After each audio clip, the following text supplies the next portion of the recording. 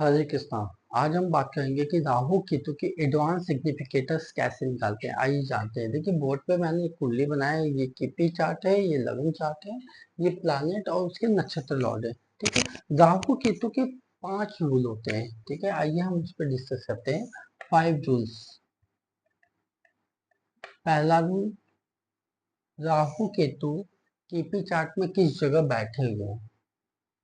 KP chart में कहाँ बैठे हैं। ठीक है।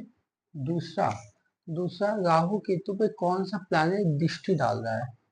यहाँ पे दृष्टि लिख देता हूँ। ठीक है। तीसरा, यूटी।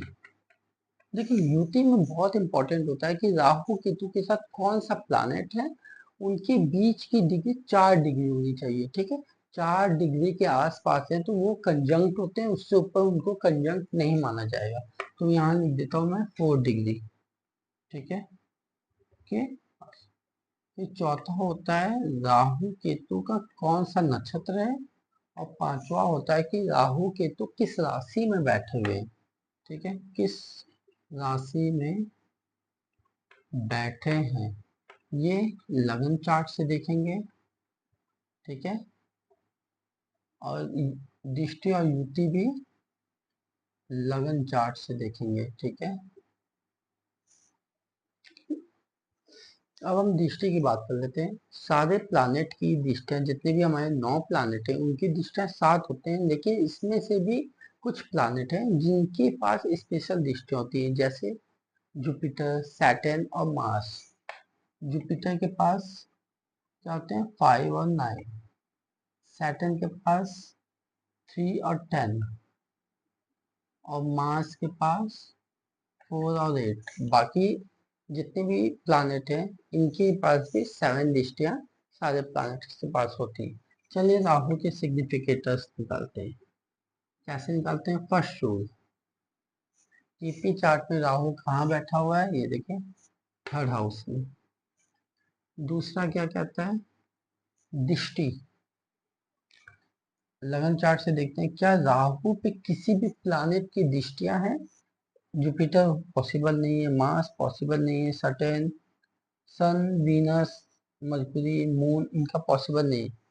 केतु, राहु केतु का एक दूसरे पे दृष्टि नहीं पड़ती क्योंकि वो ऑलरेडी 180 होते हैं। क्या सैटर्न की दृष्टि 10वीं दृष्टि पड़ रही है।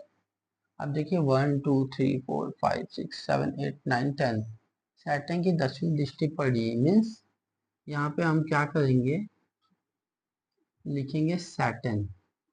ठीक है। अब सैटर्न के सिग्निफिकेटर्स निकालेंगे। अदर प्लैनेट के सिग्निफिकेटर्स के 2 ही रूल होते हैं, वो केपी चार्ट से निकालते हैं कि प्लैनेट कहाँ बैठा है और उनकी राशियां कहाँ कहाँ है।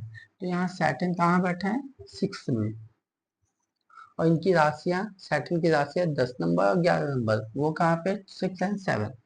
ठीक है, 6 एंड 7 हो गया। अब देखिए यही पे एक एडवांस लेवल का इनके सिग्निफिकेटर्स निकलते हैं। वो कैसे, देखिए जो सैटर्न है इसका नक्षत्र लॉर्ड कौन है वो भी निकालेंगे हम। जैसे एनएल लिख दिए, सैटर्न का नक्षत्र लॉर्ड देखिए कौन है, मार्स है। ठीक है। तो हम क्या करेंगे, मार्स लिख के इसके भी सिग्निफिकेटर्स निकाल लेंगे। मार्स कहाँ बैठा है, 5th हाउस में। इसकी राशियां कहाँ कहाँ है, 9th और 4th में, मतलब 4 और 9th। राइट। अब आते हैं तीसरे रूल पे, युति। क्या राहु के साथ कोई युति है, कोई नहीं। यदि कोई अदर प्लैनेट होता तो इनके बीच का गैप देखते कि इन दोनों में 4 डिग्री का, मतलब इन दोनों यदि आपस में 4 डिग्री में हैं तो हम इनको कंजंक्ट मानेंगे। तो यहाँ राहु केतु के पास कोई प्लैनेट कंजंक्ट नहीं है। ठीक है। यदि कंजंक्ट होता तो उनके सिग्निफिकेटर्स और उसके नक्षत्र लॉर्ड के भी सिग्निफिकेटर्स हम निकालते। ठीक है। फोर्थ रूल क्या कहता है, नक्षत्र। मतलब राहु का क्या नक्षत्र है, सैटर्न है। तो हम यहाँ पे सैटर्न लिखेंगे। और 6 और 7, देखिए ये ऑलरेडी नक्षत्र है तो इसका नक्षत्र नहीं निकालना है। जैसा कि हमने दृष्टि और युति में निकाला वैसे इसमें नहीं निकालना है। 5th में राहु या केतु किस राशि में बैठे हैं। राहु देखिए 8 नंबर राशि में। ठीक है। यहाँ पे क्या करते हैं, राशि लिख देते हैं। ये बैठा है 8 नंबर, 8 नंबर राशि का लॉट कौन होता है, मास होता है। ठीक है, और मास का सिग्निफिकेटर्स क्या होता है, मास का सिग्निफिकेटर्स है 5 और 4 और 9 में इनकी राशियां हैं। ठीक है, अब यहाँ पे भी इनका भी एनएल निकालना होगा, मतलब मास का एनएल कौन है, सन है।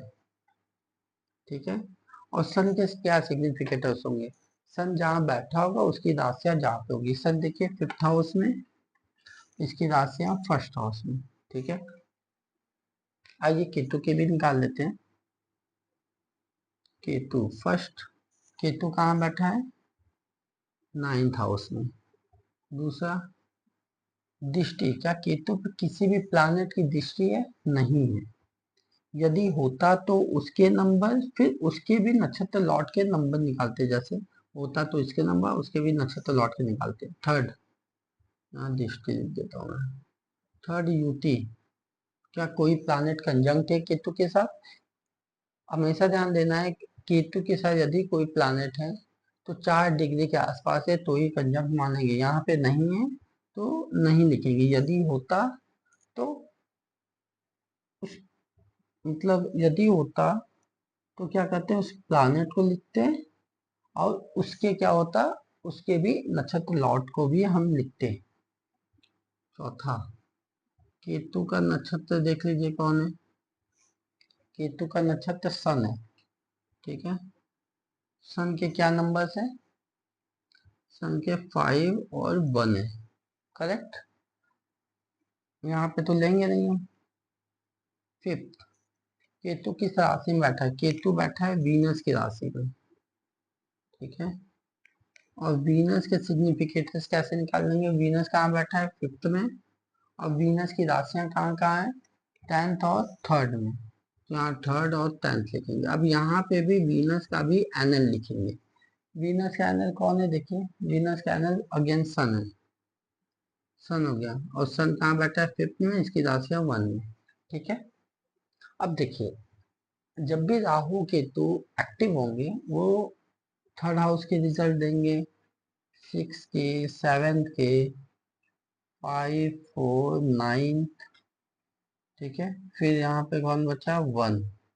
इन सारे प्लानेट का वो स्ट्रांगली रिजल्ट देगा। इसमें ये देखना होगा कि राहु या केतु किस प्लानेट जो है किन किन हाउस का प्रबल कार्य से। इसी तक केतु यहाँ 9th हाउस का देगा, 5th 1, 3rd 10th। इन सब जब भी केतु एक्टिव होगा इन इन हाउसेस के स्ट्रांगली रिजल्ट देगा। लेकिन उनके साथ ही साथ हम ये देखेंगे कि वो किस हाउस का प्रबल कार्य से सबसे पहले उसका रिजल्ट देगा। देखिए, ये हमेशा ध्यान रखिएगा कि ये एडवांस नियम में केपी में जहाँ बैठा है वो, और दृष्टि में जो भी प्लानिट दृष्टि दे रहा है वो, और उसके नक्षत्र लॉट के लिए सिग्निफिकेटर्स निकालेंगे जैसा हमने दिया। यूटी में इनके साथ जो प्लानिट यूटी है उनके सिग्निफिकेटर और उनके नक्षत्र लॉट के सिग्निफिकेटर्स निकालना है। और ये नक्षत्र ऑलरेडी राहु या केतु के नक्षत्र है तो इनके नक्षत्र को नहीं देखना, हमने ये देखा इनफ है। फिर राहु केतु किस राशि में बैठे हैं उस राशि को देखना है, उस राशि के सिग्निफिकेटर, और वो राशि किसके नक्षत्र में, मतलब ये राशि के नक्षत्र कौन है। जैसे यहाँ मार्स है तो मार्स का नक्षत्र कौन है, सन है, तो इसके भी सिग्निफिकेटर्स निकाल लेना है। देखिए, ये सिग्निफिकेटर्स के जो मेथड है, ये मेथड शाहसन सर की पुस्तक से लिया है मैंने, तो आज आपके सामने प्रेजेंट किया। यदि आपको किसी भी तरह का कोई डाउट हो तो कमेंट में जरूर पूछें, और आपको किस टॉपिक्स पे कोई वीडियो चाहिए, यदि कोई टॉपिक्स आपको नहीं समझ में आ रहा है तो जरूर कमेंट बॉक्स में बताइए, उसको हम जरूर लेकर आएंगे। डालने में किसी तरह की कोई समस्या है तो कमेंट बॉक्स में जरूर कमेंट करें। राधे राधे।